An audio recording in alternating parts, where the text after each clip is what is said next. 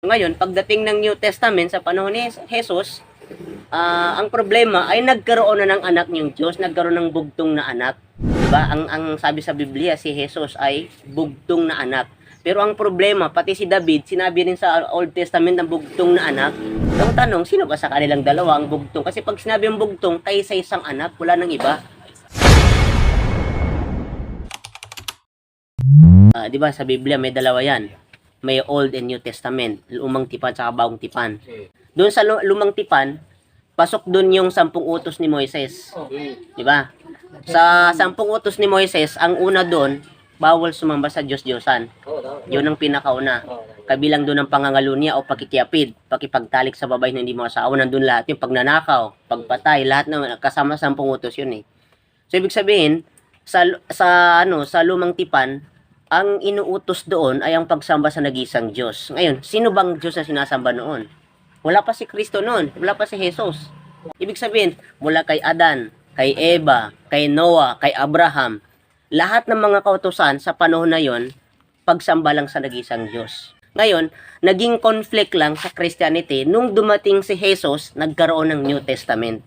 Yung New Testament, nakafocus lang yan sa sa buhay ni Jesus. Sa buhay lang ni Jesus ang binanggit yan eh. Pero nung panahon ni Jesus, yung Biblia wala pa yan. Kinumpay lang yan after the death of Christ. Wala pang hindi niya nasaksiyan nakita ni okay itong kung babasahin mo Biblia according to John, di ba? Hindi naman sinabi na according to Jesus eh. Di ba? Kapitulo.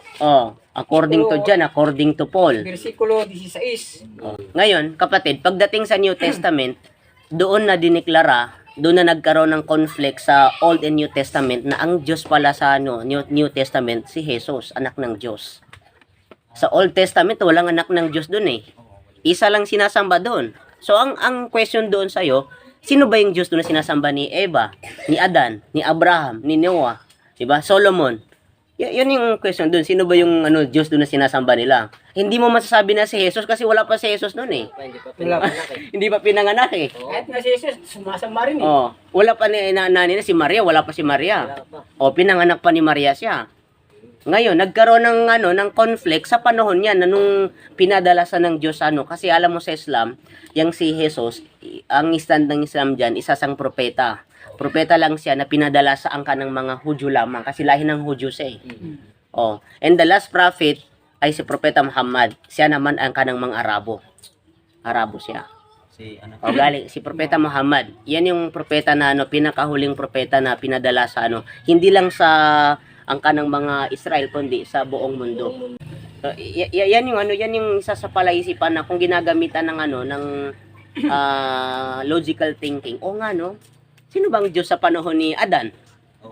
Di mo naman pwede sabihin na ang sinasamba niya ay si Jesus kasi wala pa siya. So ang pinakapunto doon, ibig sabihin may nag-exist na Diyos dito sa mundo. Wala pa si Adan. Wala pa si wala pang tao dito sa mundo, may nag-exist na Diyos dito. May nag-isang Diyos na dito sinasamba.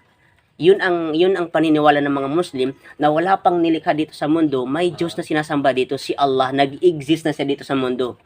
Walang kamatayan, lam yalid walam yulad. Hindi siya pinanganak, hindi siya nagkaanak, wala siyang pamilya, walang kahalintulad ng anumang bagay dito sa mundo. Yun ang katangian ng Diyos ng mga Muslim, walang kahalintulad.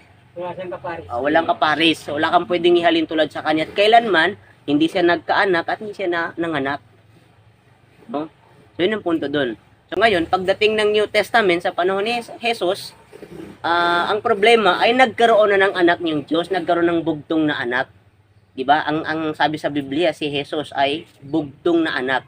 Pero ang problema, pati si David, sinabi rin sa Old Testament ng bugtong na anak. Conflict 'yun eh. Sa Biblia, bugtong na anak si David, si Propeta David. Ngayon, sinabi rin sa New Testament na bugtong na anak si Jesus, anak ng Diyos. So ang tanong, sino ba sa kanilang dalawa ang bugtong? Kasi pag sinabi yung bugtong, tayo sa isang anak, wala nang iba. So makita mo doon yung dahil sa New Testament ay ang daming conflict. Okay, another example na yung pagkain ng baboy. So lumang tipan yan, bawal yan. Pag-inom ng alak, bawal sa lumang tipan yan. Ang reason ng mga kapatid natin ng mga Kristiyano, ustad, yung kasi yung baboy, Sa lumang tipan, bawal. Pero nung nagkaroon ng bagong tipan, nilinis na daw yung baboy. O, di ba?